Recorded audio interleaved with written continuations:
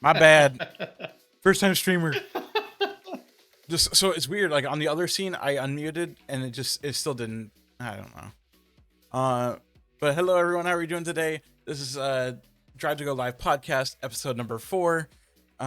With my special guest, TheHorrorDad, aka Game and Grunt, rebranded. How are you doing today, Mr. Horror Dad? I should say. I'm doing all right. I got the kids to bed and time for some relaxation now before work. But overall, good. How about yourself? Good. It's crazy because like with the time change today, and like when you said that you put them to bed, I was like, I'm looking at your windows, like it's still daylight. It is. So this goes to bed around 6 p.m. Central Time. So we put him in his room and into his crib, and he kind of winds down. And about a half hour or so after that, we give him his bottle and he passes out. So we got lucky. He's trying to convince us to have another one because how good he is being, but I'm not falling for it. Wow, that's a slippery slope.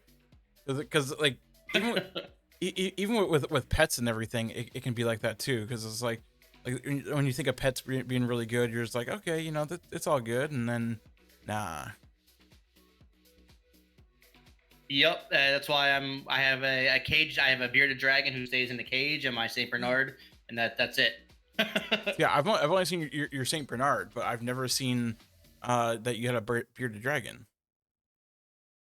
I do. I had a big love for reptiles growing up. Right before I moved to Texas, I had a 10-foot Madagascar boa. Obviously, couldn't make the trip with me from Maine to Texas, so I donated him to the Maine Zoo because they never had an exotic snake of that nature. So he was 20 years old, and I donated him to the Maine Exotic Zoo. So now they have a 10-foot boa now. Oh wow! I thought you were in Philly. So I was born in Philly for better part of 23 years. After 23 years, Philly wasn't really for me, and I realized that it was a time for a change. Otherwise, I would have went down a path that I didn't really want to be a part of. So I moved to Maine, where I had a bunch of friends. Started to get myself out of a negative mind. and bettering myself. Finished up school because at the time I didn't have my GED, so I went back to school, got my GED, Yeah. started having confidence in myself, and started getting back into sports and softball and volleyball, and that's just started turning some corners on things and making myself feel better. Hmm.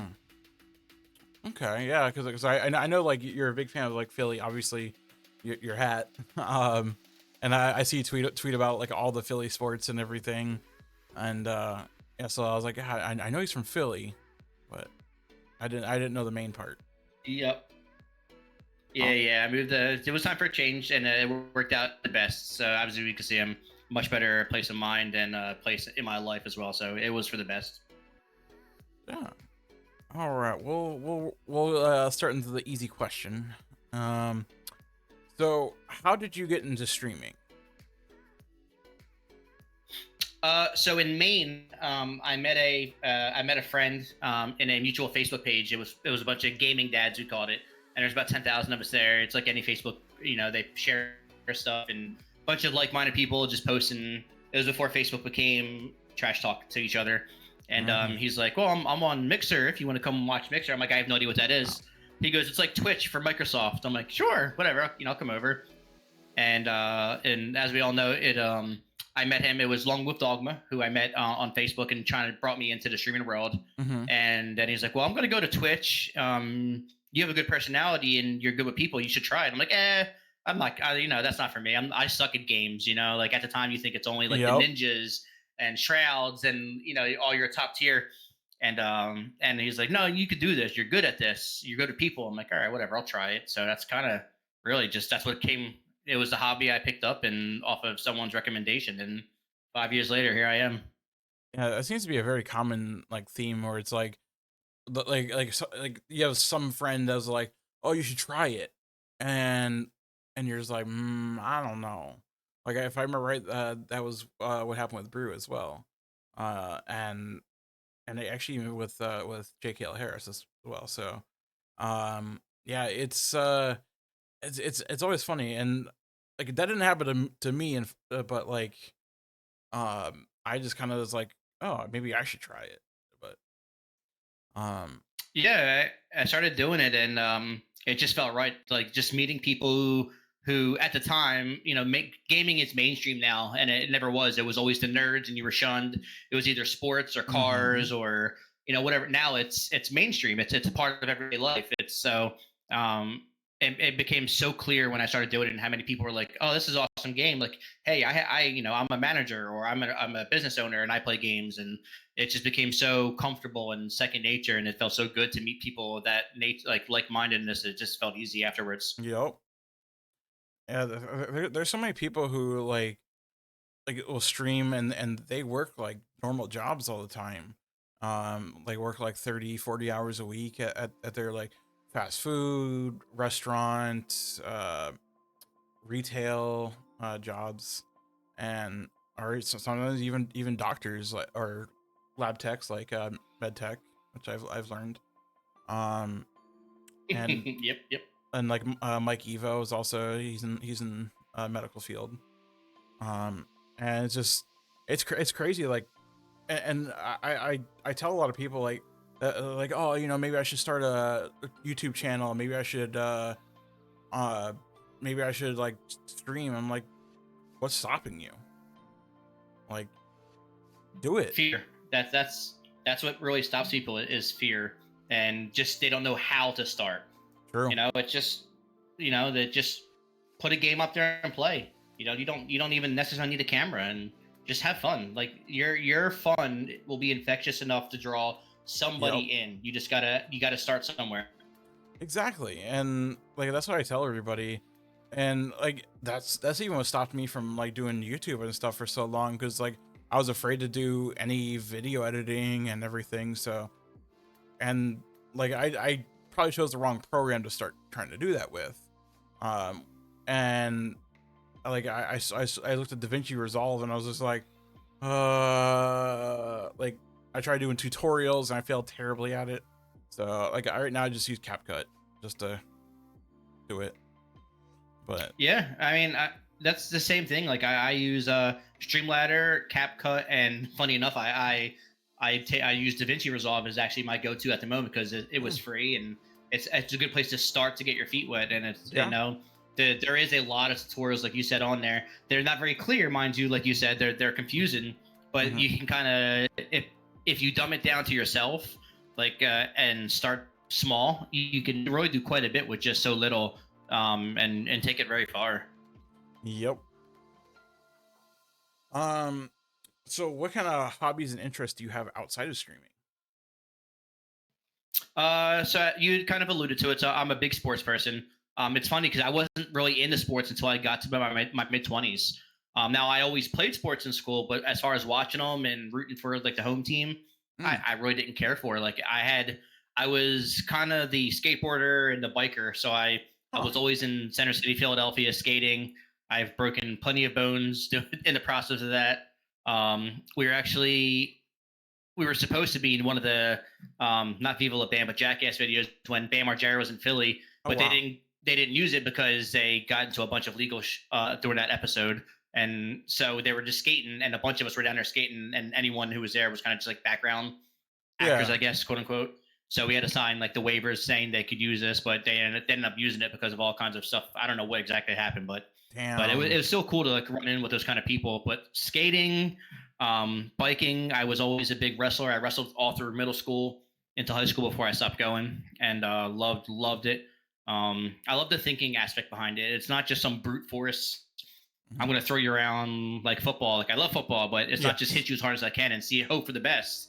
It's a chess match, and are you more technically sound than the person you're going against? And I always really like that technical aspect of things. So, um, and then anything horror, like that. The one thing I always say, the one good thing I got from my mom was my horror background. And I remember being like 6 or 7 and watching Jason. Probably not something I should be watching at that age, but that's how we bonded growing up. And that's I've always, as you can see behind me, everything now is it's all horror and stuff. So I mean, it's just stayed with me my whole life. Yeah. I won't lie. I never pegged you for like skateboarding and stuff like that. Yep, we skated for about 10 years. I mean, I'll say we all kind of specialized. My friend was really good at flip tricks. Like I could do your typical 360 flip and tray varial flips and all that stuff. But I was Hmm. more the first thing I hit big was a 720 down a 6 step, and I was extremely happy. Where my friend is doing hard flips down 6 steps, so I was doing the spins and stuff where he was doing that stuff. So we all kind of stayed in like our field of what we were good at. Like we all streets. None of us were really vert. We all street skated, Hmm. but we did it. We all did it for a while, and we just got, I guess, old. Our bodies didn't just heal as quickly as they used to. And Yep. I mean, if you ever listen to Tony Hawk talk about it, you just know when your body's like, it's probably time to move on from that. Right. So so I did, and I went into more of the softball. Really big volleyball player. I love playing volleyball, fishing, stuff like that. So Yeah. And yeah, I didn't get into sports until like I want to say like elementary school, like fourth, fifth grade. Um, like I lived with some family on the other coast of Florida, for a little while, and like they're huge into Dan Marino because it's Florida, and like when Dan Marino was there, he was like the goat then, yeah. and I didn't know anything, so I was just like, oh, go Dolphins, yeah, like and then because Michael Jordan was popular too, and I was just like, yeah, the Bulls are the best, yeah, and so like, Yeah, but at the same time, like after I realized, I'm like, man, I'm a fucking bandwagoner, like yeah. like Yep, Jesus. yep. So like I I try, was a Go ahead, sorry. yeah, I of course I stayed being a Dolphins fan. I don't really watch basketball. Like back in the day, I used to do what is it? I used to be like a fan of the Charlotte Hornets. Uh, because they had like Muggsy Bugs and everyone on there. So I try to be a little different at least. Not like not like oh Jordan's the best because he makes shots and stuff. Yeah. Yep. It's like Patrick Mahomes. That's all like him, or Tom Brady. It's because it's a cool thing to do is like that person. So like I have a Yeah. few uh Patriots fans at work, and I was like, so How about the Patriots now? I loved my one of my favorite memories in Maine is when the Eagles beat the Patriots. I still lived in Maine, and it was a payback because the last time the Eagles were there, we lost to the Patriots in Super Bowl against Tom Mhm. Brady. So to get payback while I lived in Maine, while I was at a New England sports bar, was just icing on the cake. Oh, It was fantastic. It was fantastic. oof. Yeah, that'd have been rough. I was hated for about 2 weeks. Not hated, but I was shunned by my friends for a little while. Jeez. Um. So, on to the next question. Impact. So like, how has streaming impacted your life entirely? uh, Completely 180 from where I was. Now most people are aware that men struggle from mental health and depression more so than women, and that's not to say that women don't struggle from the same mental illness, but for whatever reason, men have a higher suicide rate, higher mental health risks, and that all comes from how we're raised. Men are supposed to be the strong ones and all that. Coming to streaming, I've learned that you can be emotional, whether it's good or bad.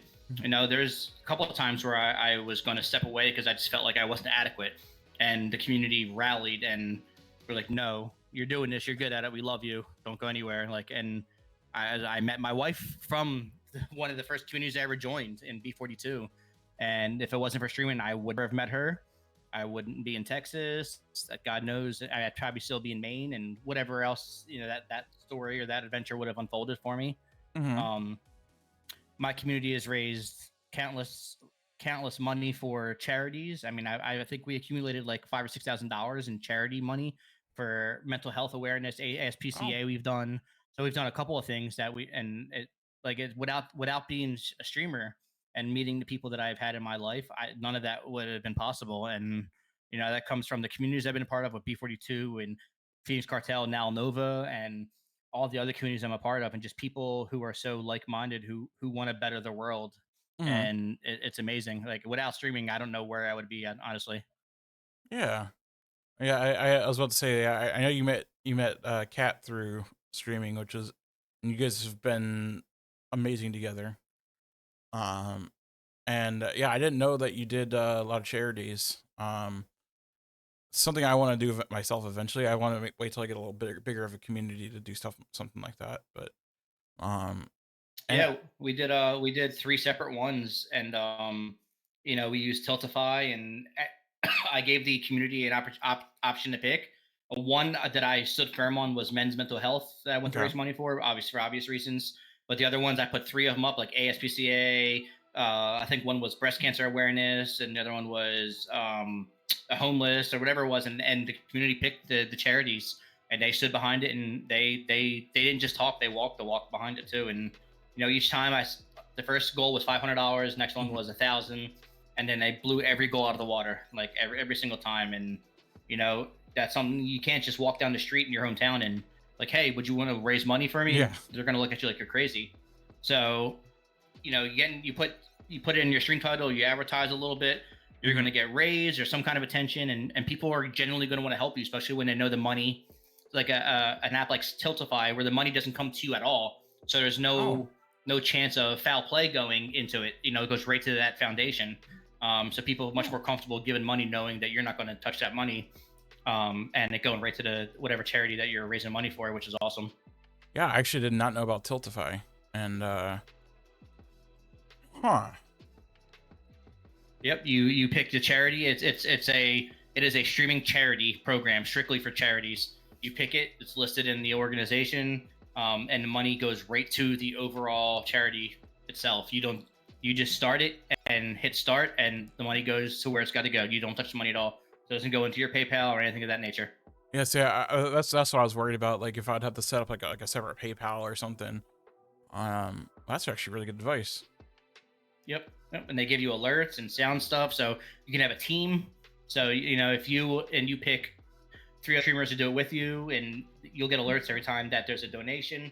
And you know you can have a group of however many people do a charity for this foundation or whatever it may be, and it's just an awesome thing. Wow. Yeah, because there's a few like ASP, yeah, I can't even fucking talk. ASPCA is definitely one I'd want to help with.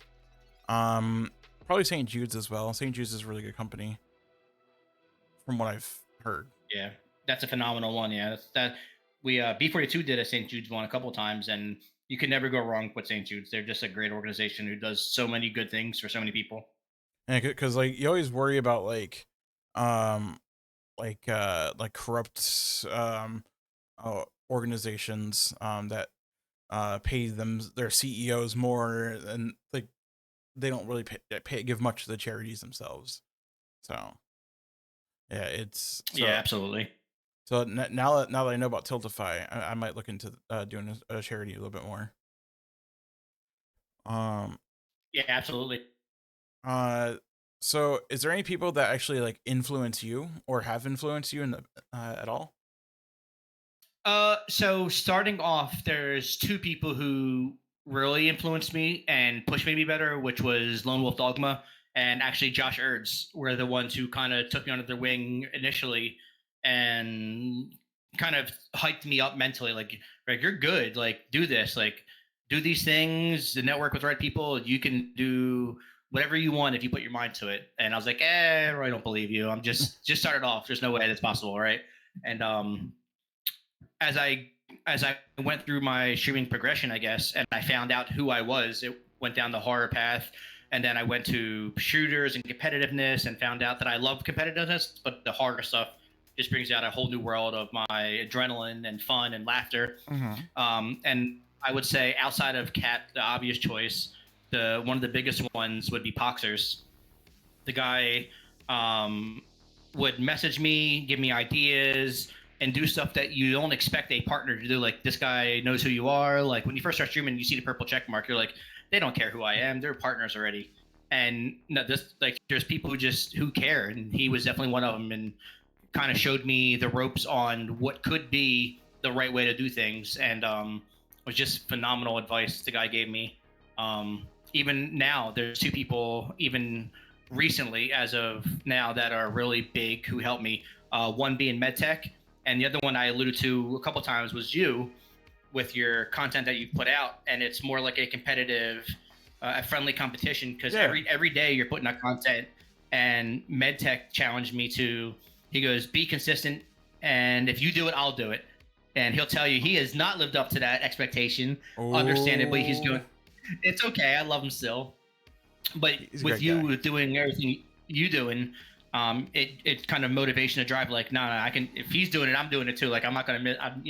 So it's a friendly competition to continue that consistency, and it's definitely paying dividends. Whether it's 50 people who see a video or 1,000, it it's all exposure. It's all good exposure. Whether it's a comment, a like, a dislike. I mean, that still adds to the algorithms on any platform, and True. so there's a couple people who really stand out who kind of really shining lights. But like I said, besides the obvious Cat, who's in my ear every day, so Mm-hmm. I wouldn't be able to do it without her. She every day she's like, you should stream. She's not the one behind me saying, no, you stream too much or you game too much. She's like, no, go do it. I got the kids. Go relax. Go do it. I'm like, okay. So definitely, she is the ultimate shining light and all of that. But there's a couple people who definitely help motivate me. Yeah, I definitely see your content and how like there's videos that you have that like what hit like 10K, and like I'm sitting here looking at my like 1.5 on one of my shorts. I'm like, okay, okay, well, I guess I'll get back to the drawing board on that one. No, when we talked about this a little bit on our own too. It's Yeah. all just finding what algorithm fits, and there is no science to any algorithm. And I have not. I mean, the video directly after that 10K video of me getting caught by a death slinger, I think it was like 90 views. So like, just because you hit it once does not mean you hit it again, and it's a hard thing to find the consistency in as the algorithm. So you excuse me, you just got to keep being consistent, post on every platform, and one of them will hit. It's just a matter of which one, when it will, and it's there's no signs to it. And I wish I was Elon Musk of that area, but it's just kind of trial and error, really. Mm-hmm. Yeah, it's definitely rough. And like every time I've learned everything. And I've not only learned about like YouTube algorithms, I've been trying to learn more about TikTok. I've also been learning more about microphones because like a lot of people complain my microphones sound like crap. So I'm like, well, I gotta sit and look into that and fix that. So uh, I feel like it's gotten a lot better, and I feel so elevated just learning, and I feel like unlocked. And like every time I get customers that tell me they want to get into streaming, I'm like, well, let me get you started. And Yeah, and it, it's definitely such a good feeling when you start upgrading your rig and you're like, well, I sound better. Just that one little change can make you feel so much more confident in your your abilities. mm-hmm. Yeah, like adding compression and a mixer to your microphone. I was like, holy crap, I've been missing out on this whole time. Right. Um so is there like is there anything that you do to like help get you started for the day for streaming or making content? Uh, I'll be honest. I have a group chat with, funny enough, Miss Bunny, MedTech, and Kat, and I'm like, what do you guys think about this idea? And like, I always run things by like the people I trust the most, and I'm like, I don't know, like, I'm like, this is what I'm thinking, and how do you guys think this sounds? And they're like, yeah, I mean, let's try it out. Pretty much what I tell people all the time, like, if you have something in your mind you want to try it. There is no reward without the risk that comes with it, and Mm-hmm. just try it. So I'm like, all right, cool, I'll try it. So I made the jump to change my name. As we all know, I started off as Mediocre Gaming Grunt, and Mm-hmm. I just snipped the mediocre off, and the Gaming Grunt fit for a while. It was good for what it was, and I was like, I just love horror games. Like I love what it does, and I was like, do you guys think this would be a good idea? Like, how do you guys feel about it? They're like, yeah, 5 years, and this is what you love to do, and it brings out the best in you. Do it. So really, I communicate with the community quite a bit, whether it's the group of people in the messages, or I'll post in Discord like, what do you guys want to see tonight? Like, these are some options. What do you guys want to see? And some people are just like, just play DBD, play some killer. Cool. All right, that's what we're rolling with. Yeah. And they, like I said, they always come out in droves and show that they just don't recommend it. Like they want to see it, and they come out and they take the clips that you guys see the TikToks of, and Mm-hmm. they're there, and it's such a good feeling. And this last few months in this whole changeover I've been doing, it's been a crazy ride, and I'm hoping that I can continue to ride that ride. Yeah, I before I started doing the podcast, I bounced off a few off a few people, and I was like, so I want to do a podcast about like mostly streaming and kind of making content, um, and like kind of like what do you guys think? And they're like, oh yeah, that sounds like a great idea. And like I sat and researched everything, and I was like, nobody's doing this. It makes no sense. Like streaming has been a huge thing for like several like I think over 10 years. And like why has no one done this? So and then just finding people to go back and forth with, it's very huge. Um because I even like rating in WoW, like I would have like ideas, and people are like, no, like that's the stupidest idea I've ever heard. Just go back to being the guild master and pretend you're doing something. I'm like, okay. It's people are so used to seeing one way, and you say wow, and like I remember watching Bajira and Soda Poppin', Mm-hmm. and they played a very specific way, and everyone had to play that way because that was the quote unquote meta. Yep. And I really hate I hate that term meta, because anything done the right way can be meta for you. True. And if you have an idea for WoW, like I did PvP for WoW, and what I did was I was a Death Knight target caller, and that was unheard of when I was doing it. It was always a paladin, or it was always a hunter, because they can mark their target. So, like, nope, if the Death Knight does his thing the right way, he can grip in your target. You guys Uh-huh. can blow him up, and you can target call the next person. And it just, it's little things like that. Like, it's okay to think outside the box. And like I said, it's that risk and reward factor. You gotta be willing to take a risk for it to work. And I think that's what a lot of people are afraid of, like doing the podcast, like you talk about. Mm-hmm. It's people are afraid of, do they know enough people to do podcasts once a week, twice a week, or whatever that may be, or do I even know how to go about starting it? And Just got to be able to do the research and then do it. Just do it. That's really what it comes down to. Just hit go live and see what happens. Yes, and uh, yeah, I had an issue last week. I couldn't find anybody, so I was like, you know what? The show must go on. Just have me. Let's talk about everything. So, I have contingency plans, for worst case scenario. So, um, Yeah, there's always people who I know. Or me, for example, like Med is somebody I would love to hear you to go back and forth with, because the intelligent level, you both are extremely intelligent people, and didn't hear that back and forth would be pretty good to hear, because Med is super, like, with all the medical side of things, you with the streaming side and just the overall, like, it would be a good back and forth. So there's always somebody. It's just a matter of finding out, who and whatever that network may look like. mhm. um, so what kind of short and long term goals do you have? Short-term goal, well, short and long, and it comes into one, is make sure the family's taken care of first and foremost. I'm a general manager of a retail store. I do that 50 to 55 hours a week. Um, and then long-term goal is preserve my mental health while showing people that age isn't really a factor in streaming anymore. It's not just a young person thing. Not that I'm old, but I'm getting up there myself. So it could be for everybody. And long-term goal aspirations would be, I mean, I would love to hit partner, and I don't think any of us who stream don't have that goal. We all have Mhm. that same goal in common. It's just a matter of what we do to put that into fruition, and try to do that. I do I have the goal of being a full-time streamer? Do I think it's realistic? I don't see it being a realistic thing at the moment, but the Mhm. goal is to become partner. And if I take those goals at a time, one goal at a time, it very well could be something that turns into a full-time thing. Would love to open the door to that opportunity, but I got to look at the short term, which is I have kids and a family to take care of right now, and Right. then streaming is the extra that comes in with that. And right now, it's my mental decompressor. It's something that helps me just have fun and laugh, and still has my social interaction.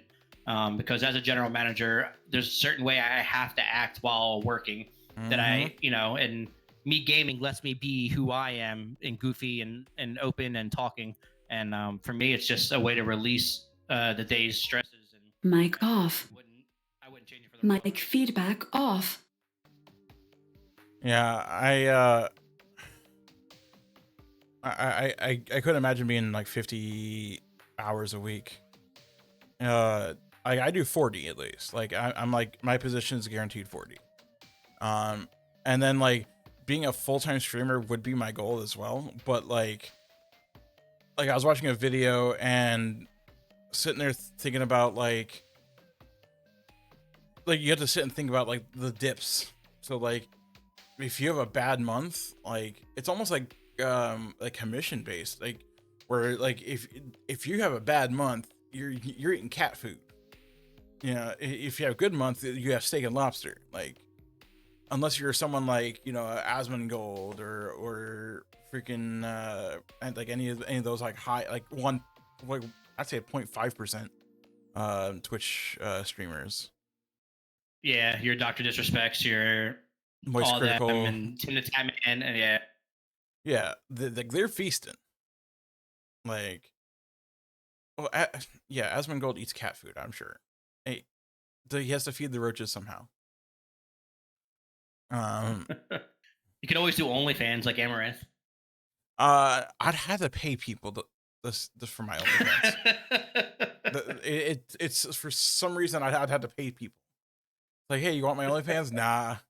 Like you ever look on like Twitter where you'll see like people like promoting, it's like free porn on Twitter, and it's like the bots are like promoting like OnlyFans all the time, and the bots will be like, nah, we're good. Yep. Like, sure, I'll pay $1,000 per post. Nah, we're good. We couldn't do it. It's like getting your commission. Don't put on Twitter that you're looking for a graphic design artist, because you'll find one. Oh my god, yeah. Like the amount of times like I stream and I get like people are like, hey, you want to check out my work? Nah, I'm good. Are you sure? I'm really good. Nah, I'm good. Like, I appreciate it, man.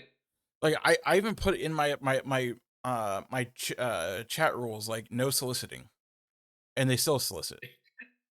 Yep, I'm pretty sure my Discord like profile biography is like, I don't want to see your dollar store graphic design artist. Please, if you're gonna message me, don't waste your time. They still do it anyway because they're just bots. They don't read it. Yeah, kind of like that person in your stream last night. Oh my god, they buttered me up just to show me their graphic design stuff. That was brutal. I'm like, cool, we found somebody who's chill, and then they're like, can I show you something? I'm like, oh crap, here we go. Yep. Yeah, I used to do photography, and I 100% like I understand the hustle, but it's to a point where like it's getting old, like almost me old. Yeah, I mean, if you're good, like anything, if you're good at what you do, people will find you. You know, Exactly. post your artwork and post on Twitter, just like content creation. Like we're out here, we're not in people's DMs like giving our links to everybody. Like, hey, watch our stream, watch our stream, watch our stream. Like, no, we're not. We post it on Twitter, we post our socials, and hope for the best. You know, I mean, that's Yeah, the same thing they have to do. yeah. I posted mine in Overwatch chat, and I got in trouble for that one. Yeah, I got silenced for like 14 days. Hey, I mean, you got to try, man. Like I said, risk and reward. You know. Yeah, it's like all of a sudden like Blizzard turned their bots on for some reason at like one day, and like everyone started getting like all sorts of different like discipline for like random shit, and you're like, okay, let me appeal it, and it's just like, okay, hey, I don't deserve this, and it's just like the most AI answer ever. So like they Yeah, have yeah, they you have do. yes, so that they have some guy in the fucking basement at Blizzard named Fred who gets like bread and water once in a while, and you gotta hope that you get him instead of the AI bot. He lives in the Overwatch basement. Yeah, He's the one that designed. He's the one that designed Sombra. no, no, that's Toxic Tim, okay, but Oh man, but I mean, truth be told, I love playing Sombra, so I can Sombra gives me Sombra and Zenyatta give me PTSD. well, don't play the next quick play hacked. I know. I played. Well, no, the next quick play hacked is gonna be like double. You can have like two of one hero on in each role. Oh, that's toxic. What? Yeah, imagine two Sombras, two Zens. No. What the hell? Two Ramatras though. There you go. No, you can't because there's only one tank role. Oh, that's right. We're not playing 6v6 anymore. Feels Correct. bad. Uh, um. So let's see. What kind of interaction and community building do you do? So initially starting up, I did a lot of community games. I kind of took that. Me and Brew had a talk one night way back when. I don't know if he remembers it, but we talked about Jackbox because I joined him a couple times on his, and because he's the first person I saw that really did a ton of community games. Mm-hmm. And he's like, try it. The games are cheap and they don't cost anything to the viewers to play. Like, okay, why not? True. So I did a couple of Jackbox. Then I found a niche for a little while where I was playing Cards Against Humanity on stream with my community, and it was a blast because you could select the decks you want and turn off like really offensive ones that would get you TOS. Oh So yeah. I turned off all like the political or anything that would get me in trouble, Mm-hmm. and they were absolute blast. You fit 8 people in a game, and we're all just, and it turned into just a absolute laugh house, and it was just amazing. And even now, so what I do is I try to, hey, we're gonna do this game tonight. Whoever wants to join of any skill rank, whoever wants to play, is more than welcome to. You know, whether that's Overwatch or Apex or whatever it may be. And I usually get a full group if I, whatever we're playing. Um, so it's I started the community under the premise of anyone without a home who was looking for a home has one now, and you don't need to be the diamond player of any game or whatever that may be. Like I am not like, there's very few games I'm like above average, but They're all welcome. I don't care what level you are. Like Med's playing Dead by Daylight with us. He looks like a bot running around, but it's still a blast playing with him. Like it's just fun. Like just being around your friends and the interactions that come with it. That's really what it comes from. Because that's what at the end of the day we're gonna remember. We're not gonna remember the game we lost. We're gonna remember the laughs that we got from the game we lost. Right. Yeah, I remember like seeing Bruce stream for the first time when Pox rated him, and I was like, Jackbox? What? Like, like what the hell is this thing? And then I sat and watched. And I'm like, this shit's hilarious. Like what? And yeah, and that's why I kept watching Brew for a good while too. And then like I still at some point want to like find a big group of community, do like a Among Us or Goose Goose Duck, like modded Among Us, and like we're like you have roles like the killers and the crewmates have special roles, because like I got inspired from watching Disguised Toast. Yes, he was a blast watching Among Us. Yes, and that like I sat and watched, I want to say like 2 to 3 years of videos of his with the whole like OTK group, or not OTK, OTV. And just watching them all play is a ride because he comes up with the most obscure reasons to why this person killed this person, and he like, how do you even put that together the way he does? It was just a ride to watch his thinking process. And then when he did the 50-50. Oh my God. Yeah, Among Us was big for the community for a while, even for me.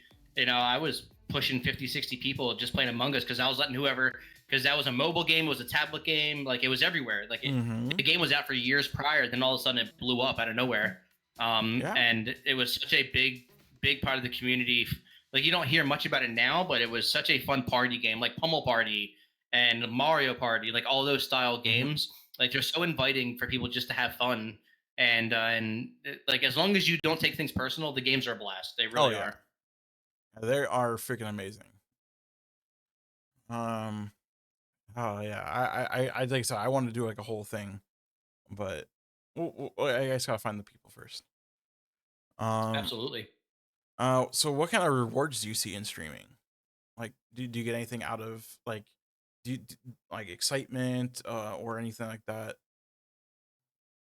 Outside, I still every time I go live, I still have a fear. Like, I mean, it's how many people are going to show up tonight? Am I going to be talking to myself, or and when I go live, even if one person shows up, like I get pure excitement just having conversation. Like I don't care if a person raised me with one person or 100. Just being able to have that connection with somebody and just talk, it means a lot because you don't get that on everyday life. Because when we're at work, the conversations are more forced because it has to be forced because you're working with somebody and you're just trying to pass the time and you just so happen to meet people while you're doing that. Streaming, they're coming into your stream because either A, they're interested in the game you're playing, or B, they rated into you. So either way, there's some kind of common thing there that they're following the content for some reason, and you could talk about something you both like, which leads to either a friendship or them playing with you. Or I mean, I can't tell how many people I've met just by people rating into me or me rating into people, and I'm like, this is awesome. Like I met Ice Teep. I don't know if anyone remembers him. He was doing Rock Band or guitar, or not Rock Band, excuse me. The learn how to play guitar on his streams, and he was playing like Metallica or something. I'm like, God, I love this music. I'm like, so after I rated, I came back and I was like, this music is awesome. So I met him and we became friends. So it's just like there's just excitement being able to meet people. Like I keep saying, like-minded people who have the same feeling as you.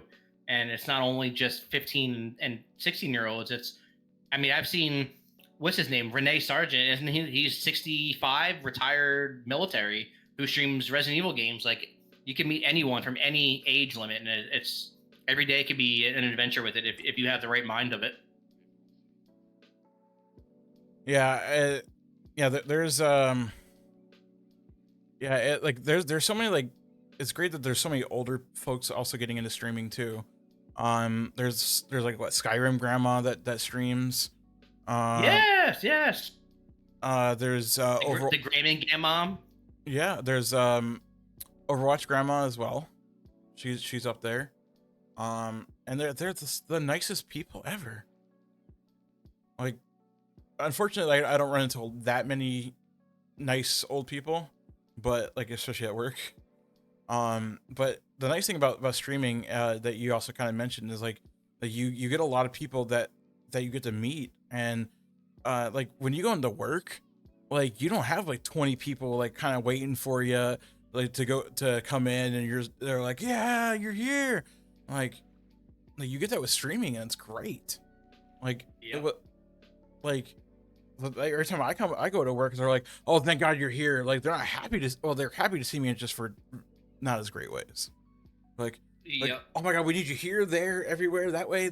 Like, can I put my backpack down first? Like, calm down. You're here to put out fires instead of have fun. Yeah, exactly. Uh, um, Retail. let's see. So what kind of challenges do you face in content creation? I know you mentioned like fear, um, but is there any other things that you face? Before the rebrand, I went through a huge content drought.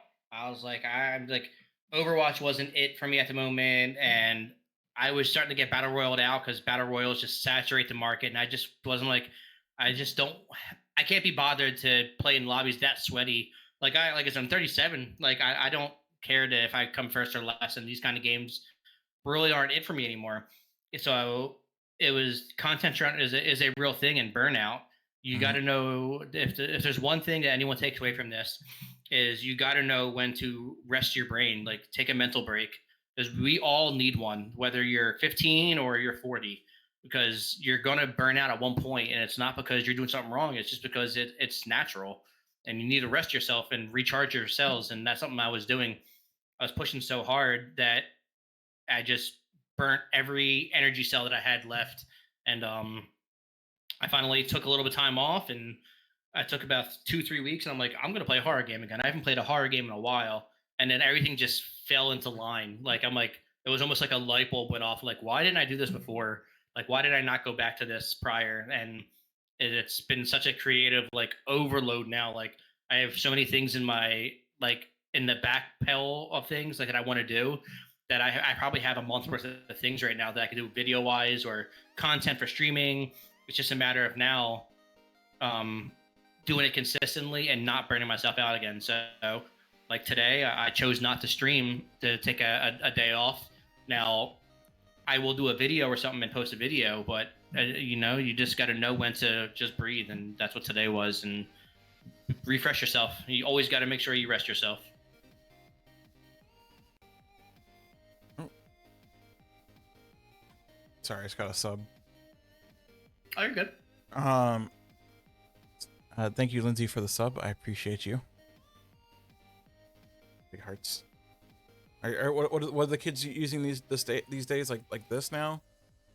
Isn't like this? Like, You watch too much TikTok.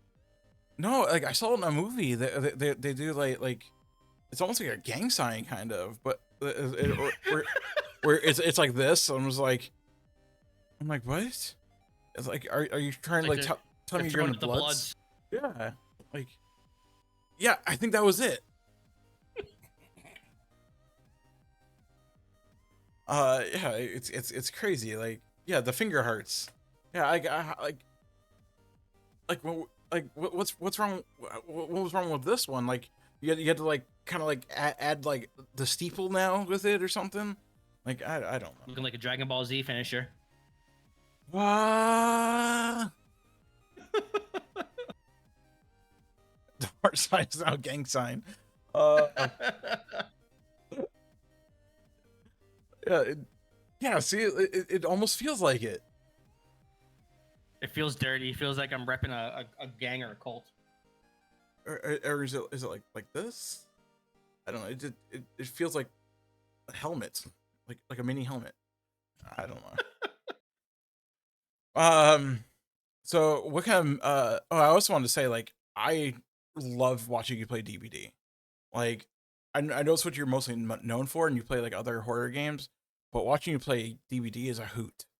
And like, I don't really play DVD that much anymore, really at all.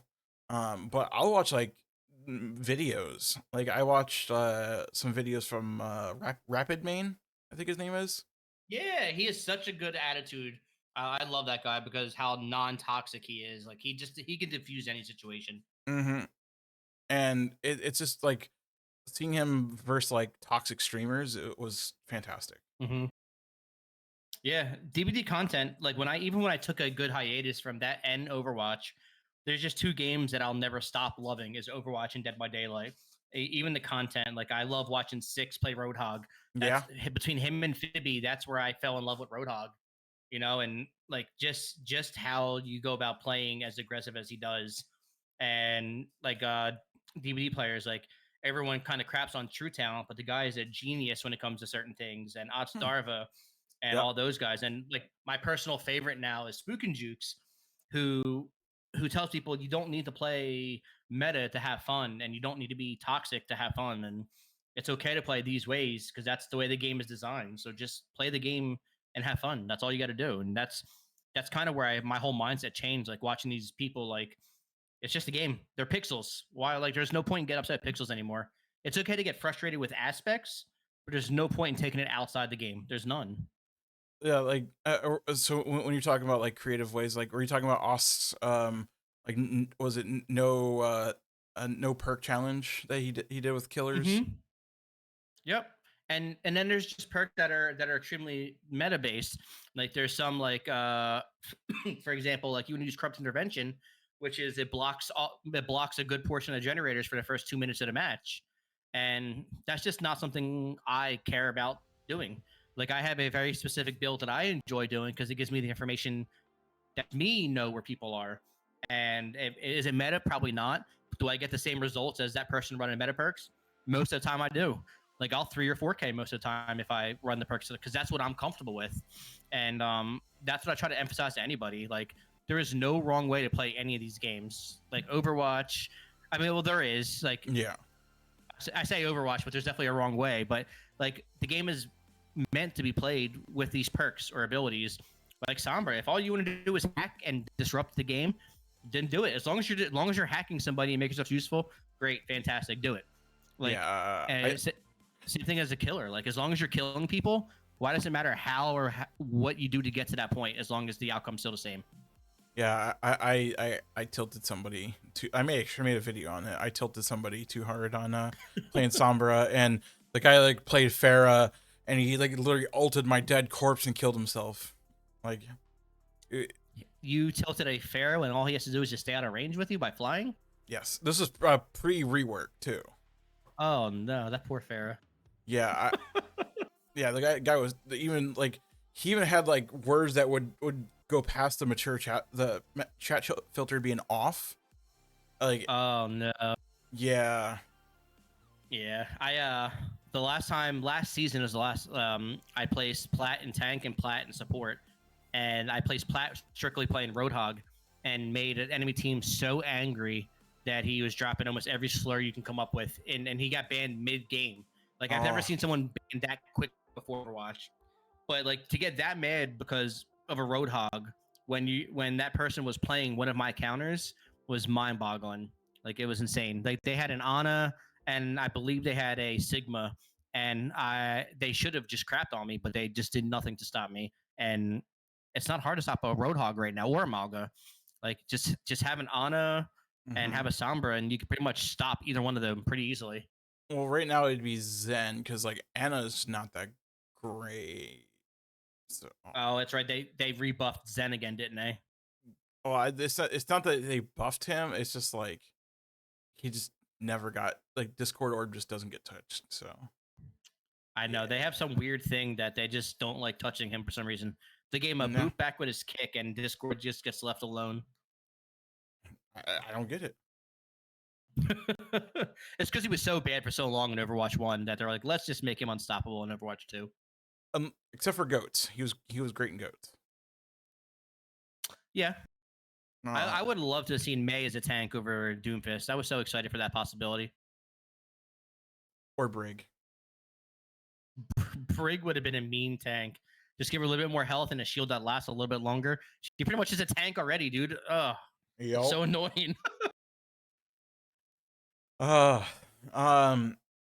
So back on track. Um. And is there any advice that you have for up and coming streamers?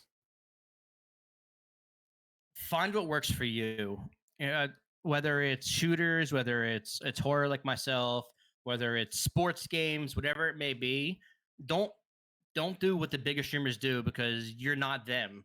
And they didn't get big because of another big streamer. They got big because of what they do. So find what fits the niche that fits you best for your personality. What can you do to talk to chat while you're playing a game, whatever that game fits, then do that and have fun with it and let it bring out the best part of who you are and the best version of you because that's what's really going to show to your audience. It's not how good you are at the game. Now they will recognize when you do something cool and you hit a one-time shot in NHL that you very rarely hit, or you throw a 90-yard touchdown in a Madden game, or you won in Warzone, whatever it may be. Mm-hmm. But they don't care how good you are. They're there because of who you are and what you bring and what you give them. So my biggest advice is treat everyone who comes into your chat like their family. Treat them with respect, and you'll go places. You'll find people just being respectful. I can't emphasize enough when new people come into your chat, don't accuse them of stream sniping the minute they come into your chat, or don't accuse them of being a graphic design artist. I mean, I went to someone's chat who flat out like, nope, I'm not interested in work, and all they did was say hi. Like, you can't do that because you're gonna scare people away. And one thing that I can't stress enough is please do not shout out your lurkers because it is the weirdest and most turn off thing you can do when you're lurking in someone's chat because that person could be working and doing whatever. But if you're in your viewer log that often that you're not worried about people who are there, I mean, you got some priorities kind of confused. So just talk to the people who are there because they're there for you, and give those people the attention that they're giving you, and you'll go places, and then just be respectful. I'm surprised you didn't say it like when you said treat them like family. I'm surprised you didn't go like full Vin Diesel. Family. Family. There's always room at my table. There's always room at my table for family. Every movie ends the same way. Family. Yeah, I honestly, like, I never look at like my chat list unless I'm like specifically looking for someone anyway. And like I seen like there's always the weird debate, and I say it's really weird because it's fucking weird.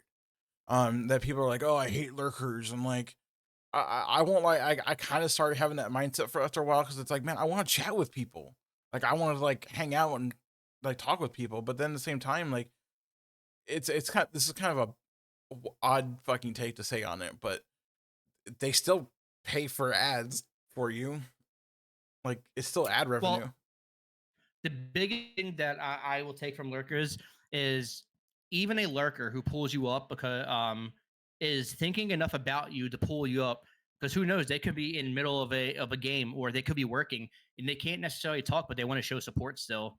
Like, my biggest thing, if a lurker pulls you up enough to lurk for you, that shows that they care. That's someone going out of their way from their whatever they're doing that's busy at the moment, whether they're streaming or whatever they're doing, to at least pull you up. That's a big sign of respect to me, And yeah, yes, it pays for ad revenue and all that, but the fact that they pull you up out of their schedule, what they're doing, I think, to me, that lurkers are a backbone of any streamer. Yeah. I think, even though Twitch doesn't view them as completely as weird. I know there's a weird debate whether they do count or don't count, but they're a big part of any community because they care enough to pull you up, and I can't be grateful enough for what they do.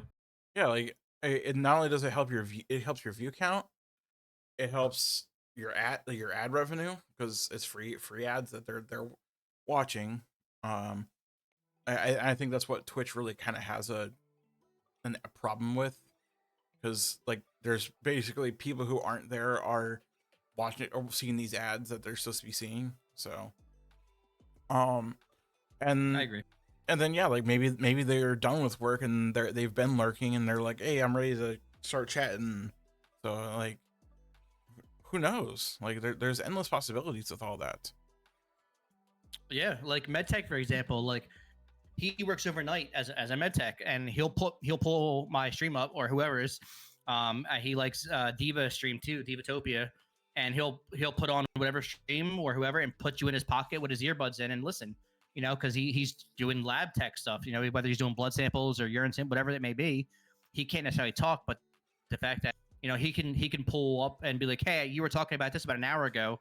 Here's my input," and he'll always try to chime into something if it's to him, like when he has a free second. And that just shows you the people who really care about what you're doing. Um, and that means to me that that's a big sign of respect that they have for me, and that's something I don't want to let them down. So if I'm scheduled to go live, like I'm gonna do my damnedest to not cancel that stream, because I know people who work 12 hours at night, or like I'm their source of entertainment. That's scary to think that I'm their entertainment, but it's nice that the people have that much respect that they do that for you. So so it's it's a big sign of respect for me, and it's something that I'll never be thankful enough for. Exactly. And like I said, I don't pull up my list, so I don't actually don't know who lurks me half the time, besides like those random like bots that are always in there. But like people tell me like, oh yeah, I was lurking your chat the other day. I'm like, or your stream the other day. I'm like, oh, like I didn't know. Like it's not something I actively do. I just do. Like I do my content, and if people chat, I chat. We'll have some fun. I think my subiverse or not subiversary, streamiversary, I end up getting a little too tilted playing Fortnite, and Yep. we actually just started just chatting, and I think it was like MedTech and I forget who else was there, but we were just chatting away, having a blast, and sometimes that's the most fun thing ever. And It is just getting to know people. It really, like, just conversation. You can pass an hour. Like if I could do a just chatting stream just to chat with people, like I would. Like it's that much fun just to sit there and get to know people and really get like, how was your day? And it's not just a passing phrase that I don't really care about. I'm just trying to get, no, it's legitimate. Like I care about how your day mhm. was. Like, oh, you said like yesterday you told me you were having a bad day. How did the rest of your day turn out? Was it good? Like, just showing people you care, it's going to make them want to come back too. Like Yep. it's going to show that you're authentic and genuine. Yeah, like I do that at work too, because like I feel like especially at workplaces, like people just say that like in passing as a greeting, but like I literally walk up to you like, how you doing? And I feel like people don't authentically do it enough, so I try to make sure to go out of my way and like actually ask. Absolutely. And you're going to get return customers just for that, because you're going to remember them. Like, hey, last time you were here, you were working on your computer. How did that go? Like, oh, you remember that? Like, yeah, yeah. I tried to. I may not remember your name, but I remember you were working on a project. How did that go? Like, so like you're gonna be like, damn, that was good customer service, or that's a good streamer, or whatever it may be. They're gonna make them want to come back because of that. I do that with coworkers too, because like work sucks. Like honestly, like very few people get to enjoy their actual work, and like might as well like be friends with your coworkers if you can, and get to know them. And like people open up to me, and like whether I want to or not, but they're like, oh man, you know this is going on in my life. And I was like, let's fucking talk about it. It's Like a blessing and a curse to have it.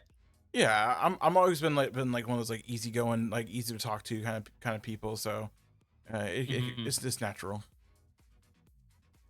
It's a good thing to have. It shows people trust what you do and they trust your opinion, or trust in you enough that they can just vent and know that you're not going to go and tell 50 people and they're going to worry about their business being out there. So that's a good thing to have from people. Well, see that's my secret is I have a bad memory, so I'm never gonna tell their secret. It gets worse with old age. Yeah, like I'm 36, so it's like I'm like there was something about shoes. Let me think about it a little bit more. I had so I worked Friday and I had a coworker come up to me, and it's my first week in my new store. And they go, "How was your day yesterday?" I'm like, "I don't even remember what I had for dinner, man." I was like, "It couldn't have been that bad if I don't remember it." Oh, I like that one. Yeah, I I always make the dad jokes at work too, because I also say the joke I'm gonna be a stay-at-home dad with no kids, and um and so like they like, hey, are you free? I'm like, no, I'm hourly. Jesus. Like I like. I want to use that one. Yeah, I was like, hey, are you free? No, I'm hourly. But how can I I'm gonna help try you? that tomorrow when I go to work. Um, so what do you think the future of streaming will be like? I'm seeing a big trend right now, and it's more outdoors and like I guess like real life streams or live streams people are Hmm. doing. I'm seeing a lot of that, and it's almost like watching Ed TV or whatever that show was, where they follow around one person and you see their life. Oh yeah, Like yeah. it's almost I can see that going that direction because people are generally like interested in what is the like real world road rules type TV shows, like Oh all that god. kind of stuff. And this is kind of going to that path, and people are just loving the drama. Like you get somebody who's super dramatic behind a camera live streaming and talking about like the back and forth banter. Like if like let's for example, you get Amaranth, she could talk about how she's being attacked for OnlyFans. People are going to watch it because they're going to want to be in the loop of the gossip and the drama. Like she'll get droves of people, not just because who she is, because they want to know drama too. I mean, if Taylor Swift put on a camera, and it Oh maybe god. the same thing. People just want to be involved in the drama. Like, did you hear about the latest this news or this news? Like, so I think IRL streams are really going to take off, and I think that's the direction it's going towards. I think you're seeing less and less of the super ultra competitive gamers. Hmm. I think the esports world is still going to be really big.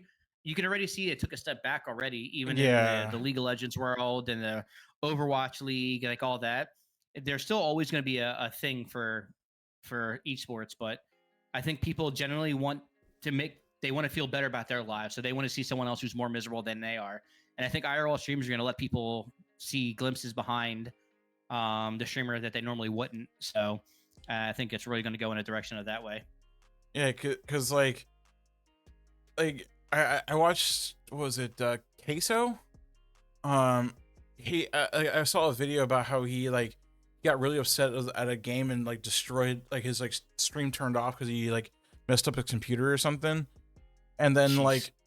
like a little while later he made a video about him going to Wendy's after and getting like a bunch of food, and I was like, why am I watching this? I don't know why. It's Like exactly you feel compelled because you want to know the ending to that story. I was like, I hate that I'm watching this, and yeah, It's like Kat, she loves reality TV shows, and that's what the more and more like people generally just they want to be involved with drama without being the drama, and I think those streams give them that opportunity to be in it without actually being a part of it. So it's you always want to know the ending to whatever happened. yeah. Like when I went to college a while back, there was a lot of girls that were like, I hate drama, but then start talking about the Kardashians. I was Uh huh. like, what? You hate drama, Yep. but you watch the Kardashians, like. So the logic is they hate being the drama, but they want to be around the drama. That's what they're failing to express the proper. And I think a lot of people are that way. We all want to hear gossip, like, oh, what happened to like? Did you hear your coworker got fired today? Why'd they get fired? Like, you don't want to be there when they get fired, but you want to know why because it interests you. It's the Mm-hmm. same thing. Like as long as you're not the person who's directly involved, hell yeah, you want to hear the gossip. Like that's us being nosy. We're animals at the end of the day. We want to know what we don't Yep. know. Yeah, like, I don't know. I haven't really seen the IRL stuff as much, but I remember there's somebody part of the Nova crew. I think it was like backwoods or something. Yeah, Uh, backwoods gaming. Mm-hmm. yeah, and he had always did like a lot of stuff on the outside. Mm-hmm. Uh, and that was really cool. And I didn't get to Yep. like really watch them, but like it was just really cool that it was outside the norm of like a just chatting or gaming, and it's it was just really cool. I've been debating on trying to do anything outside, but Honestly, I'm broke half the time, so like nobody wants to watch some fat guy take a walk, outside, and there's like, oh, there's 10. He's taking his walk for the day, I guess. Has nothing to talk about, I guess. Yeah, and maybe he's catching some It's Pokemon. it's big. People love, like, Emily, for example, does cooking streams, and like, people love that. And Duty Beard has been doing a lot more of his IRL streams, whether it's Disneyland or whatever it is that he does. Hmm. And like, it could be just him talking to his girlfriend. And a lot of times it's Emily cooking and Poxer's making appearances and joking around with her. Like, it's just kind of like you're living your life with them. Like, you get to live their lives alongside them. So it's a cool thing to be a part of if it's done right. Like, True. Emily's cooking streams, it's really cool because she cooks all she's a vegan, so it's really cool seeing how vegans actually cook and like what ingredients they use. Because that's not a world I nothing against her. I like meat, but it's really cool seeing how they prepare food like that. Because I do like veggies and stuff, so I'm like, oh, that's something I could use for a side dish. That's pretty cool. Yeah, if I was Poxers, I would sneak in like I'd buy like a burger pat like a burger, and just be like, hey, can you cook this for me too? Just walk by eating a Five Guys burger while she's making tofu or something. Yeah, like, oh man, babe, that looks really delicious, and just like the fucking meatiest, like sweatiest fucking burger with Like a like, medieval leg, like a leg chop. well, so, like Five Guys has that secret menu. They have the grilled cheeseburger, and then from what I've Oh, understood, so good. yeah, from what I understand, the employees hate making it, so I try not to It order takes it. them a while to make it. Yeah, I've ordered it twice before. It's delicious. it is, but like imagine him just eating that. Oh, Just walk by with a cheeseburger, grilled cheese with bacon and all kind of just bacon grease dripping on the floor. like, hey, I think this, or like, give her some bacon and like, oh, I think this will add some flavor to the tofu. Yeah, right. That'd be awesome. He is a smart ass. I love Foxes because of his goofiness. Yeah. And he'll walk by and just twerk on her stream and be like, what the hell is he doing? There's Boxers. Uh, so like, what do you think of the current landscape of like Twitch and content creation, and even like any type of like, because like Kick is still, I guess, relevant. YouTube is still somewhat popular on streaming too. What do you think? What's your thoughts on everything? Um, I think there needs to be multiple platforms because it's gonna ultimately we all take the risk. I make sure was doing really well, and they went to Facebook Gaming, whatever that is now.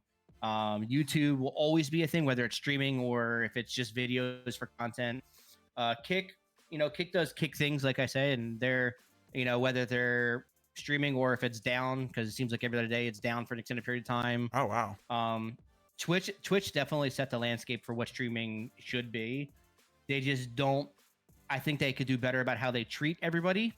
I feel like they take advantage of some people because of Twitch is a lot of people's homes, and they just don't care because there'll always be more people who come to Twitch, and there's always we're expendable, and but Twitch is home, and I wouldn't be where I am without Twitch and the landscape of what Twitch has brought to the world.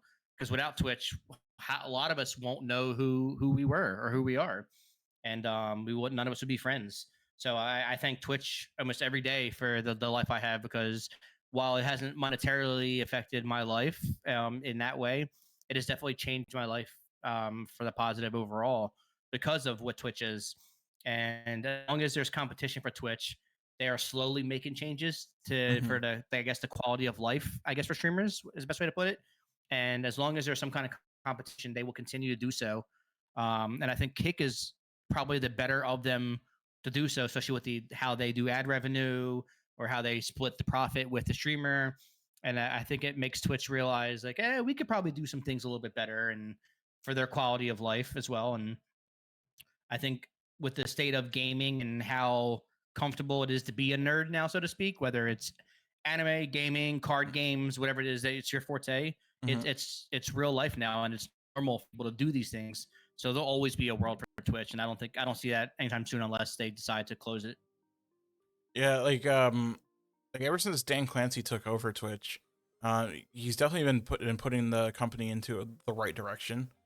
I know they've still been hemorrhaging a lot of money, but I think the moves that they're making might make it a little bit better. I agree. Also having the competition and like especially with like Twitch opening up, like, hey, you can stream on multi-platforms and stuff, saves them money as well, because like they're not wasting a lot of money with like exclusivity deals and stuff like that. So like the amount of like millions of dollars they spent on like signing like people like Pokey or Yep. any of them, like, it's crazy. Well, and just multi-streaming alone, people want to multi-stream because they want to get their name out there. Mhm. When Twitch finally allowed them, like, hey, it's okay to do it as long as you're not a partner or whatever. I don't know the full stipulations of what their requirements were, but I know as an affiliate you could, and you're going to get people now from YouTube who strictly were only on YouTube now they're going to watch Twitch and YouTube now. So it's only helping their case. So the fact that they finally were like, all right, we're being kind of dumb. Let's change our mindset here and let's bring more people to us instead of chasing them away, because that's what they were doing. Like Ninja left, he went to Mixer, then he left again, and then Shroud, and then Doctor Disrespect and Tim the Tatman all went to YouTube. So they're like, crap, we need to do something because they're losing their big names, and they finally did. And I agree, it's definitely I think it's the future because people want multiple facets to strengthen their content, and this is only going to help Twitch in that pursuit. Yeah, I thought about like going to doing YouTube. One, it helps my channel for like views and stuff like that as well. But like at the same time, like I've been doing Twitch for quite a while myself, so it's like I could stream on both. I'm having a hard time like getting stuff to like the chat, like the chats on the same thing, even though you're technically Yeah. not supposed to. But To translate the right way. So and that's really why I haven't either. Like I did kick in YouTube for a little bit, or kick in Twitch, and while kick I started picking up pretty good, and there was just too many complications, and like they would go down, and I'm like, well, now I have to end stream because Kick is having issues. And it's not on my end. And granted, they're growing, and that's where their hiccups are coming from. That's a good problem to have. But I was like, you know what? I need to come to the realization that I always end up back here in purple. Like, let's just we're here. We will do content on YouTube and stuff, but this is home, and this is where I got to realize. And that's when I finally had that mindset. I'm like, this is what I'm gonna jump head first and fully commit to it. And Twitch is home. As much as I say they can be annoying at times, but Twitch is home. Yeah. All right. So this is the part of the stream where we have questions from the chat, which we already have. One, it's from your lovely wife. Of course. She told me to ask you about your cooking, and that you should do cooking streams. A big part of how I grew up, I won't get into the whole backstory, but I had to learn to raise myself from a single mom family. And I had to learn how to cook very young, or it was a lot of frozen food. So one of the few things I learned to do from her, minus the horror stuff, was she indirectly forced me to grow up a little bit quicker, which isn't always a good or a bad thing. So cooking is one of those things I definitely picked up, and I do, not because Kat can't cook or anything of that nature, but I love to cook. It was the one career. There was two careers that I could have chose. One would have been marine biology or culinary arts, and I decided to not go into culinary because no matter how good you are, sometimes some people just aren't happy with no matter what they get. And I wanted to cook for people who appreciate what I do for them. And now cooking for my family lets me do that. And from homemade pastas to lasagnas to I love making curries or Japanese food to Irish food like shepherd's pies and stuff. I love, like, so I cook every night whether I work or not, and it's because I love to. It's not because I feel like I have to, but it's because I genuinely love it. It's another way to release from me, and I put my headphones in and I just go about my business. And I even applied to be on Master Chef at one point, and nothing came of it, which is okay. It happens, but it's something I'll never stop because it's something I just love to do. Yeah, you should. So you should try doing a cooking stream to see how it goes. They keep telling me that that's a fear. That's one fear I definitely have that I have not been able to tackle that wall yet. But it's definitely something that I do want to do. It's not something I'm saying no to. It's just a matter of breaking that wall down and actually doing it. I mean, you've broken down several other walls. It's hard because people see more into your home. Not that I have a bad home or anything. True. It's people judging your food at that point, which that's a whole nother world, and it's a whole nother realm of criticism that I'm not accustomed to yet, other than my family. So that it's a pretty big fear. That's fair.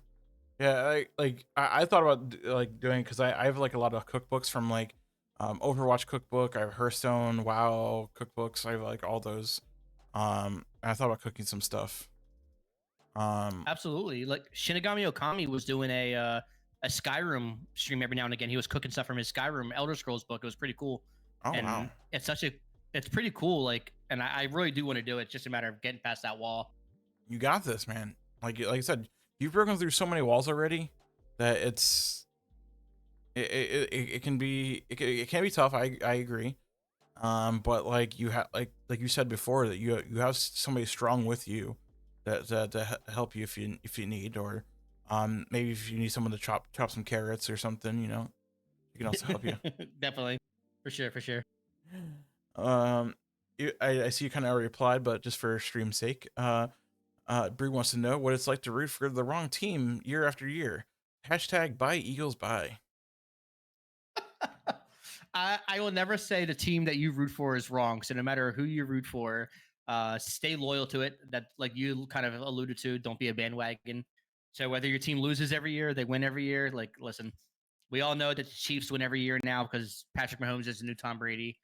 But I'll never. I'm loyal to my fandom. Cat is even. It's like, you gonna be a Cowboys fan? No, Ugh. no. Ugh. Not because they're the Cowboys, just because I love my team, regardless of who they are. And we may have lost in the playoffs last year, but you know what? I'm okay. I got to witness two Phillies World Series. I got to witness an Eagles Super Bowl and two other Super Bowls that we lost. Flyers. Like in my lifespan, that many people can say they got to witness that outside of New England or some New York teams, really. So I'm thankful for that. Yeah, like, I feel like we've never been able, like a lot of other teams haven't been able to like, break curses and stuff like that and return to Mm-hmm. that kind of thing. But we still root for your teams. Like the Dolphins, for example, have been shit every fucking year, and finally last year they kind of like we're good, but like we face a lot of like terrible teams, but we're good. Yeah. Yeah, they hit like the Vikings curse. Like they had a really good record and it showed. And I think the Dolphins are, and this isn't just because I'm trying to be nice, but the Dolphins have a much better chance than a lot of people give them if Tua can stay upright and they can watch his health, unlike they have done so far, because they've been made some pretty big choices in regards to his health. What's a If concussion? they can keep him upright and protected, and he'll be okay. Honestly, like he's just gotta do his thing because he can throw the ball. Him and Jalen Hurts are from the same. I mean, hell, they both played for Alabama. Like, so that they know how to win. They just gotta stay on the field healthy enough to do it. It's like to it. You have a concussion? Nah, you're good, man. Just go back out there. You're good. Yeah, would he get two concussions in the same game? Then he's like, "Yeah, you're good. Yeah. Go ahead." Like the second concussion? Damn! Like what the hell happened? Like, come on, man. You gotta protect yourself. Career. Yeah, he's a really good talent, and I hope for the best because he reminds me of what Marcus Mariota should have been. But he's really got the talent, and he's got the wide receiver to do it too with Tyreek Hill, man. Oh God! Like those are some of the most fun teams to watch is Miami and Eagles. Not just because I'm an Eagles fan, but the wide receiver and the quarterback like connection they have is so fun to watch. You remember what was it? It was this season where Tyreek was running into the end zone and he scored a touchdown. He grabbed the guy's phone and did like a backflip with it. Yeah, dude, he is he's such a fun player to watch, man. Yes. And what was he, like a 5th round pick or something? Like he wasn't even a high draft pick. Yeah, we got him from the Chiefs. So. Yeah, it's crazy. Yeah, no, I have high expectations. I think the Dolphins win the division this year because the Bills just cut half their team. So. Ooh. Cap casualties, unfortunately, they can't pay everybody. Well, it just went up this year. It did. But they cut Bills cut 3 defensive players already, including their star safety. Ugh. That's rough. Yep. We So got. I see the Dolphins in that. We'll see. They've let me down several times. We got another question from Brew. Was TheHorrorDad taken, or was TheHorrorDad already taken, or was the first choice? So the first choice was just Horror Dad, and then the Horror Dad was taken. So the came in because everyone kept telling me to put Horror Daddy, and I just wasn't going to call myself Daddy because that just seemed weird. So the Horror Dad came out, and it was either that or that Horror Dad, but the Horror Dad just seemed a little bit. It just seemed to roll off the tongue a little bit better than this. Yeah, because I remember you telling me that when you were gaming grunt, like you did a lot of people asking if you were in the military. Mm-hmm. It's true. Yeah, I had a lot of people ask me what regiment I was in and where I served, and I didn't want them to get the misconception out of respect that that I was trying to be someone I'm not, because I respect our military very, very much and thank all of them for their service, but I don't want them to think that I'm trying to pretend that I'm not. When the reality is, the word grunt came from World of Warcraft because I loved the grunts and the peons, how Yep. dumb they were. So that's where that came from. Work. Yep. Somewhere me be going. Oh yeah, I loved Warcraft. The whole series was so good. Job done. Yep. This chat also wanted to let you know that they're still going to call you Daddy. Of course, it had to be. Yep, it's Bunny. Of course, it is. And Brew. Brew wanted to let you know that even though on Brew's streams we call him Daddy as well. That Brew is Daddy, isn't he? Big Brew is older than us, isn't he? Technically, yes. Not by much. He's the old man here. Okay, so he is Daddy. I think in his intro he has a thing here that says stop giving me kisses and call me Daddy. Perfect. He is now Daddy. That's what he's being called. I'm changing his Discord name to Daddy. Oh my god. Well, I mean he'll be Daddy, and then you're Horror Daddy. Oh my god. Listen, I guess it comes with the territory, so I'll take it. Well, and both of you are actually dads, so we are, and that's where kind of the name came from. It was obviously I wanted to let them know that horror was part of the name, but I'm a dad with a job and who has responsibilities, who is responsible, who can still game and be someone, I guess, of a quote unquote public figure. So, and much like Brew, I'm sure, we have lives and we all have responsibilities, and we want to show that we can. It's still possible to have some me time and have fun. Oh, the chat's popping off. Oh my god! Bunny, of course, Bunny's getting them going. All these daddies in the room, Lego. Oh boy. Well, it's like I said, eventually I'm gonna be a stay-at-home dad with no kids. Okay, I'm working on that dream. Listen, once you achieve that, I will be highly. It'd be like the first man who gives birth. Walt Disney said, like, once you hit that, you'll be the only man ever. Like, that'd be an accomplishment there. I'd be very proud of you. So I seen the movie Junior. Okay. Oh, that'd be a feat there. I would love to see that. And nah, what do you do for a living? I'm a stay-at-home dad. Do you have kids? No, but I'm still. I have a cat. Yeah, I'm just a purveyor of dad jokes, So I'm stay-at-home dad. Yeah, run with it, dude. That's awesome. If Arnold could do it, so no, I'm good. All right. Is there any more questions do you guys in the chat have for myself or Horror Dad? It also feels kind of weird saying Horror Dad. Like I feel like if I missay it, it's gonna sound even worse. Every time. So I go in the Bendis chat every now and again and say hi. He goes, is it horror or horror? He goes, I'm just calling you Horror Dad. You're now the Horror Dad. I'm like, great, thanks, Benda. Oh god. I can understand that. Brew wants to know, what do you consider success in streaming? That's actually a good question. Yeah. having a positive impact on someone's life. The first, I guess, quote unquote success that I had was I won't say names, but I had someone reach out to me and let them know because of what the community did, and we stopped them from the worst case scenario and helped them get help for themselves. We gave them the direction. We had no idea how to do it at first, but we found the local area mental health area near that person and was able to direct them in that chat and even had them set up an appointment for them. And ultimately it changed their lives because they're with us still, where the option was to be here or not to be here. And getting that message, I showed Kat one day when I woke up.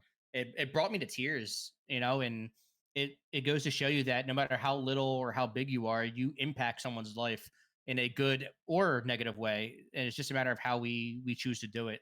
And waking up to get something like that, it brought a tear to my eye, knowing that I had a positive impact on them, that made them feel like they belong somewhere. And that's ultimately, that was the whole goal of when I finally started the community, was to let people find a place where they belong, where they normally wouldn't. And that to me was probably, outside of meeting cats, so one of the biggest success things I've done was help somebody with their mental health. That's a huge W. Mm-hmm. Like, it kind of reminds me of I was scrolling through Twitter the other day, and I'm pretty sure the person like deleted the post because of how much they got shit on for it. They posted a Discord message from some viewer that got into their Discord and started like saying they're going to self delete themselves, and actually like did not bleep out the name of the person, and it was like very like off putting by it, and like in their tweet they said like, oh, I'm not a therapist for random people and everything, and it's like, we're not saying like you have to be someone's therapist, but like if at least direct them in like the direction they need. Like, I don't care if you know them or not, like find how, like give them the suicide prevention phone number, Yep. or something. And then if you're gonna post some shit like that on Twitter, at least like like like delete their Yeah. name or like cover their name. Like, Yeah. but Just be human. Just have decency. And because if you were struggling, you'd want someone to hear you out, no matter if you knew him or not. Like, hey, I'm struggling. Would you mind just hearing me out? And correct. like, I'm not asking for medical advice, whatever it is. Most people who are venting to you aren't looking for medical advice. It's because they feel like they're unheard and they just want to be heard. Like, just give them that 5 minutes and let them know that they matter. Like, that's one thing that even Kat, even though like Kat's just getting back into streaming, like that's one thing that me and her both pride ourselves on, is our DMs will always be open. I may not always answer right away. It may be the next day, depending on what I'm doing, but I will always answer. And you can vent. You can tell me how shitty your day was. You can tell me your family member passed away, whatever it is. You can vent. I may not have an answer. I may not have the advice you're looking for, but you can at least say what's on your chest and get it out there. And it's not going to go to anybody else. Like, it stays in those DMs unless you say, "Hey, you can tell so and so I'm okay with that." Like, just be a decent human and let people vent. Like, you don't got to be a doctor. Just be human. That's all. That's all we're asking for. Oh, I forgot the biggest kicker of that too. Some people looked at their previous streams, and they actually did a recent donation for mental health too. Oh wow. Yeah, and it's like, So it's just being fake. yeah, like I would never fucking I'd unfollow that person if I was followed, and there's never. Yeah, they've since deleted the tweet from what I've seen, but yeah. You can't do that because as a streamer, you're in the public eye. Like, you're no matter how big or small, you're a public figure now. Like, so one random person may just found your channel because it may say like on one of your tags LGBT, or it could be safe space, or whatever it is your tag may be. And they came there because of that tag, and then you're gonna turn around and clown them because they're going based off of your, like, especially if you make a donation for mental health, like, and then you go ahead and do that. That is not, that's not being consistent with what you're preaching. That's just someone who talks. They're not going to walk the walk, and that's not okay. Yeah, that was one of the biggest kickers of that. I'm like, wow. Yeah, that's you just embarrass yourself by doing that. Like, that dude is being, he will be talked about for a long time now, and likely be part of cancel culture because of that. Let's see. Med has another question for you. If streaming never happened for you, where would you be and what would you be doing today? That is a very good question. Because my life had a lot of downs before it had good ups, and I was an abusive household with an alcoholic family, an mentally abusive parent, and my mom. And streaming, the reason why I moved was because streaming got me away from that, and people were like, "That's not how someone should live." So basically, it helped me see that how I grew up was basically fucked up. And I don't know where I'd be. I probably would have went along the lines of continuing to work. I was working at Lowe's. I was kind of climbing the quote unquote corporate ladder and into management. But without the support that I have now, that kind of settled me down. Honestly, I'm not sure where my life would be. I always tell Kat if it wasn't for her and streaming as a whole, I don't know if I would be around right now. As dark as that may sound, because I had a pretty dark past when it came from, and I always think that streaming and the people I've met are what helped save me and me the confidence like this is life, this is what it can be if you give it a chance. It'd probably be a much darker outcome right now, so we probably wouldn't be sitting here if I'm being honest. Hmm. Yeah, So yeah. yeah, because you definitely wouldn't have found. I don't know if you definitely wouldn't have, but you may have not actually met Kat or Pox, Mm-hmm. or any of your support group, um, or even be here today. Like it almost feels like it'd be a butterfly effect kind of thing, Mm-hmm. and you're like, well, like I've touched so many people's lives, especially like the person that you just mentioned that you help them, you know, get through life, um, and like if you weren't there, who knows what would happen. Um, Yep. so it's crazy what the think. Um, Yeah, it's a the, the best case scenario happened, and I look on it as far as I'm not a super religious person, but I believe in everything happens for a reason, and I believe that I went through what I went through because I was strong enough to go through it, and now I could help others get through it without hopefully going through what I went through. So that's how the how I look at it now is as a positive more than a negative.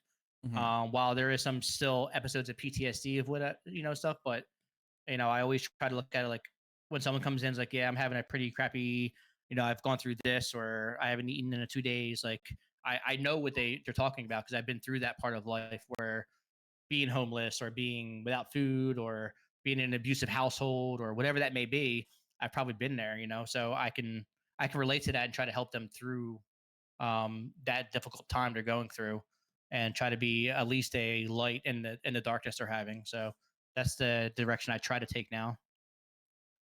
Yeah, that was definitely me. I think yeah, about 2 years ago, roughly, and I was facing possibly being homeless, because like my roommate had to move to Michigan, and I couldn't find a roommate, and I'm like going through all this shit, and then like there was a manager that was like kind of kicking me down kind of thing, um like, oh, you're terrible, and you're just like, it's just pile upon pile upon pile, and you're just like I literally, like, I don't normally cry, like, ever, like, even at funerals I don't cry, but like Hmm. I went in the bathroom that night and just like, or that day actually, and just I had to lick a little bit of tear because it's like, well, life just sucks. Like, it's just really fucking Yep. kicking you. And When you get so much negative, you're like, God, maybe they're all right.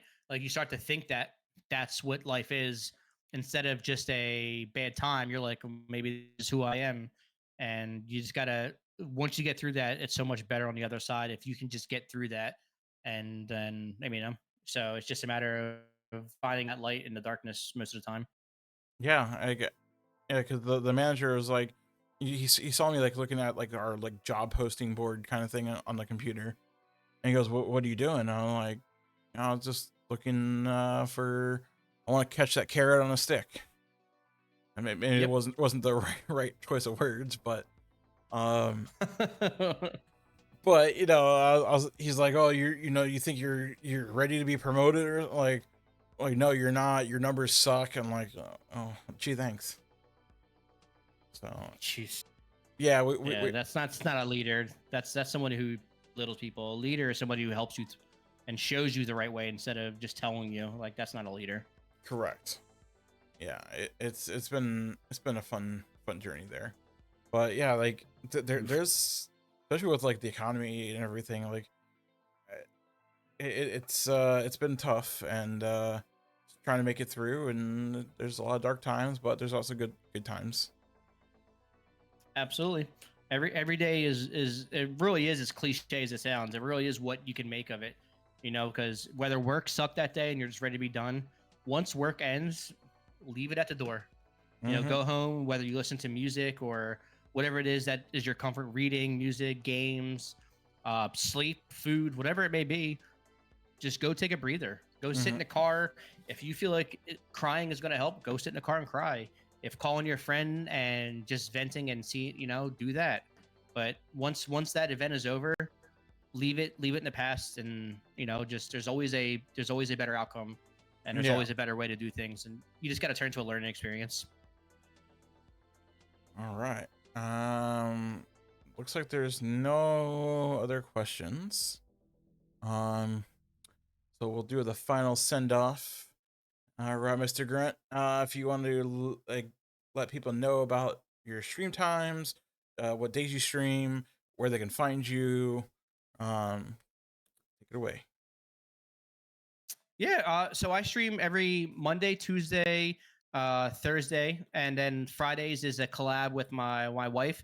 So every Friday you'll see me and her play some kind of game together. You can find all that in Discord. I'm all over Twitter or X, whatever the kids are calling it these days. And then I do post on YouTube Shorts and TikToks pretty regularly. So you can always find out what I'm doing, what games I'm going to play, or what I'm working on that week. By all means, please do. I always love meeting new people, and I'm always willing to chat. So feel free. Yeah.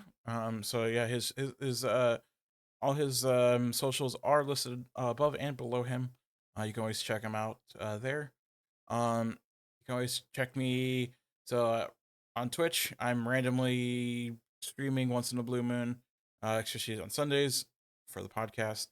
TikToks, we're still working on that. We're getting there.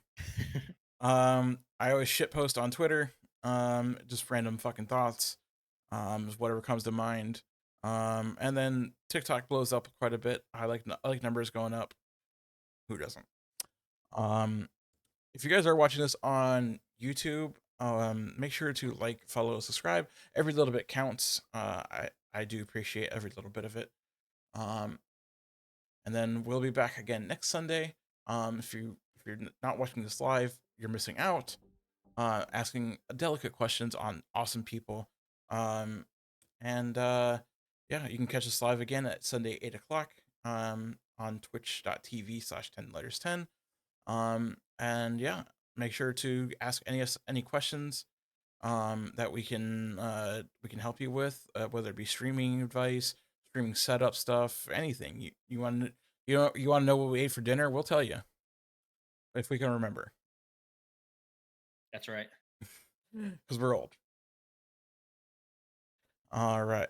Thank you everyone for stopping by. Thank you, Grunt, for being our amazing guest. I appreciate you. Absolutely, man. Thanks for having me. No problem. And love everyone in the chat. Is it with the finger hurts? Yeah. So I appreciate everyone stopping by. And we'll see you guys next time.